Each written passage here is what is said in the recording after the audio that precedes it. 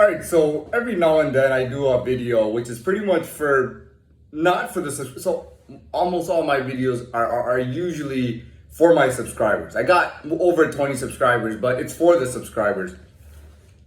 Every now and then I do it for new people who are just tuning in, and all I want to do is just talk about myself. So for you, if you're just tuning in for the first time, you'll know a little bit about me and what I am and whatnot.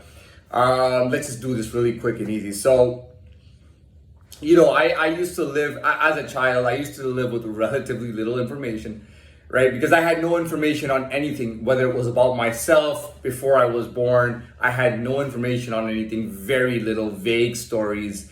Every now, there was like rarely, there was just no knowing anything. And I used to live with little knowledge. So I used to say, well, I got a little knowledge, but at the same time, my personal experiences that I know, that I live every day, I don't talk about them at home. I don't talk to anybody at home about anything that's going on. It's so crazy because people had me flipped around all the time. It was like, whatever was going on with me was opposite with somebody else, but they've been trying to make seconds of me from the beginning. So-and-so, it's just like a second version of him. You know what I mean? That kind of thing, but done very low key.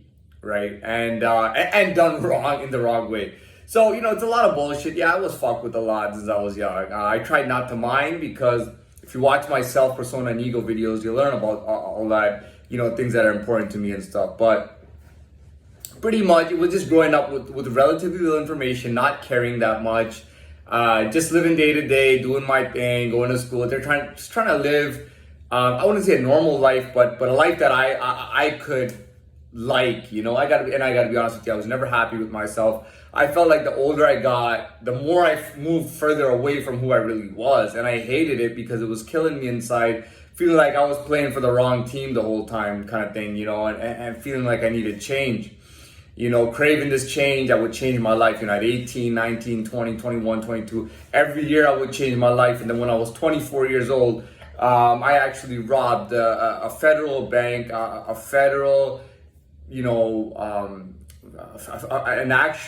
very recognized, very known federal bank, and I robbed it, armed robbery, by myself, no accomplices. I robbed it by myself.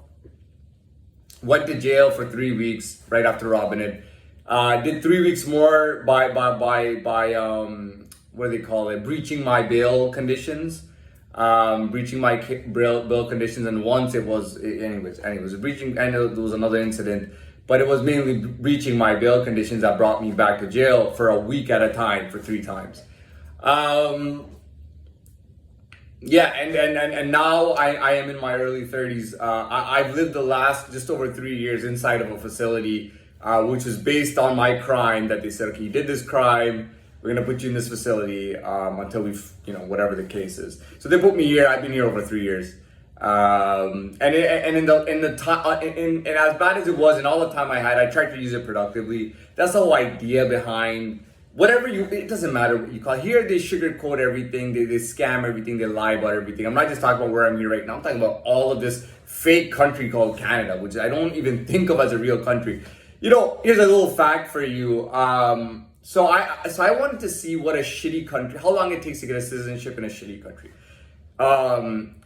In Thailand, I thought about checking Thailand. I go, no, let's go shitty. I thought about Vietnam. I was like, man, they had a war there. I'm like, no, let's go shitty. Laos. Nobody's even heard of Laos. I know what Laos is. It's an Asian country, like Oriental kind of Asian country. So I'm like, let's check Laos, because I know Laos is such a shithole and nobody even knows about it, except for, I know a little bit about it. So I'm like, I check out Laos. Guess what? You have to live 10 consecutive years in Laos to get a citizenship. In Canada, you have to live here for a minimum of 2 years for 3 years. So for 3 years, you can only be out of the country for 1 year, meaning you really have to only be here for 2/3 of the time to get a citizenship. Everybody who's Canadian kicks back money back to their country because they're avoiding taxes or something. But whatever the case is, they can buy assets in their home country and have their money there. They, at the very least, they'll go on vacation and spend their money at home, buying gifts for people, having a good time and all that. They're just kicking money back to their countries, and that's what it is, So that's a little interesting fact for you. But anyways, going on, I feel like that's everywhere. They bullshit a lot. If you really want to know what North America is about, you have to go to America. Not anywhere else, not any other country. If you really want to know what North America is about, you have to at least travel to America. I've traveled to America on maybe 25 or 30 different times, maybe over 30 times. I've traveled to America over 30 times in my life. I actually lived in Houston, Texas for about 3 years or so. I did my first 2 years of school in Houston, Texas. First 2 or 3 years I did in Houston, Texas. But I've traveled back and forth to the US ever since then, different states. I've been in a lot of different states.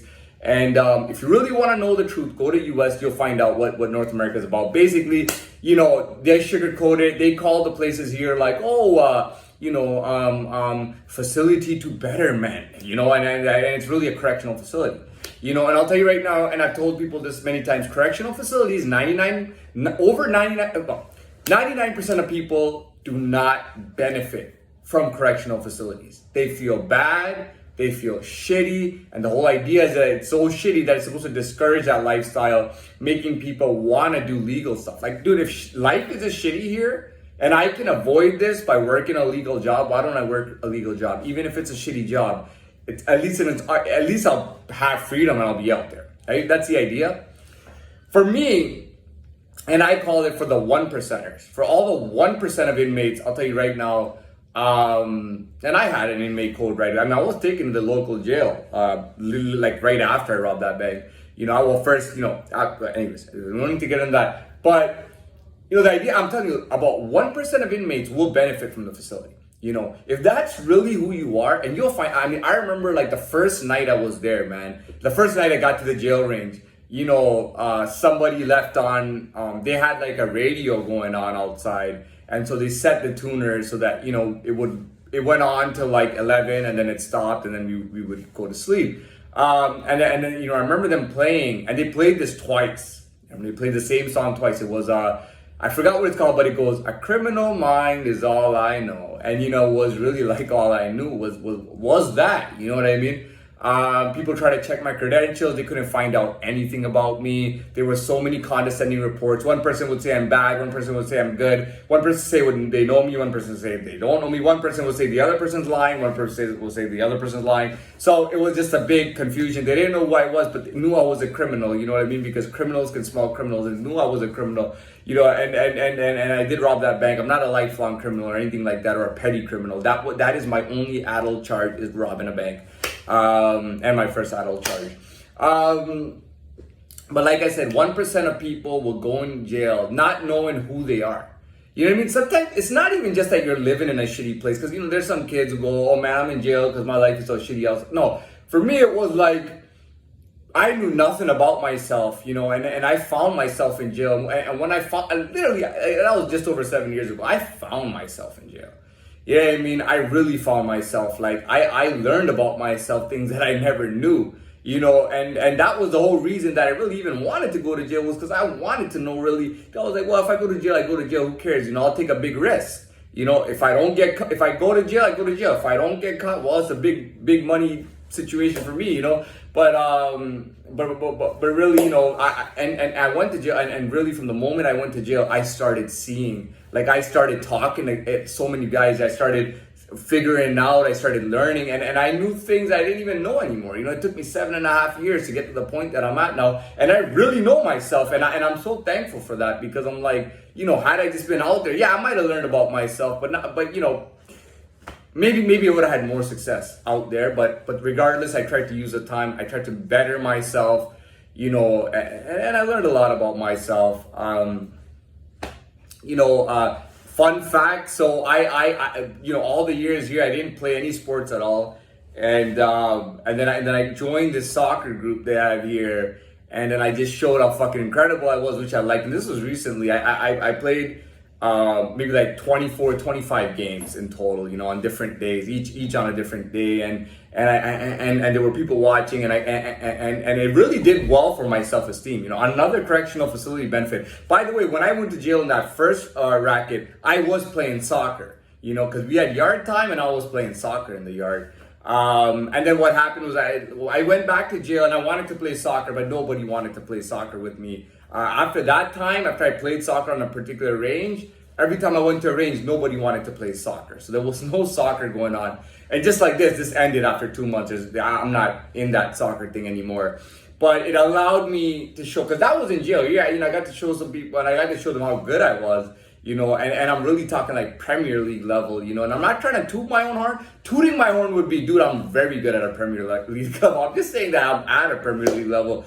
But, but that's something good, important for me, because that's a daytime thing. I feel like any guy who's really ill, if you're an ill motherfucker, like if you're just a sick ass motherfucker who's just amazing at a whole different level, you have to play a sport, man. You have to play a sport. Doesn't matter if it's soccer, doesn't matter if it's football, doesn't matter if it's baseball.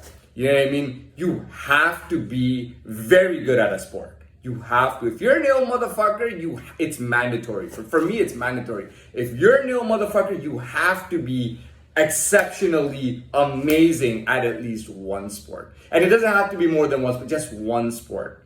If you're exceptionally amazing at just one sport, it's good enough to be an ill motherfucker. Now, that's not the only thing I did. I mean, I got in for a bank robbery, and I've met people who were in all different levels, like just insane levels. Even when I was on bail going outside, I've met people, I've interacted with people, I've had crazy experiences, insane experiences, almost on a daily basis at one point. I was going to school for 8 months. That entire 8 months, my mind learned so much. I took culinary for 4 months, then I took general business for 4 months at a real college, like a federal level college. And I just learned so much every day, not only when I was at the school, but even when I was just going to the local mall and stuff, and everybody saw me and everybody saw what I had become, the level that I had gotten on, all these kids were talking about, oh, I got a degree now, I got this sick job, and everybody's envious of me, looking at me every day, seeing the type of people I'm associating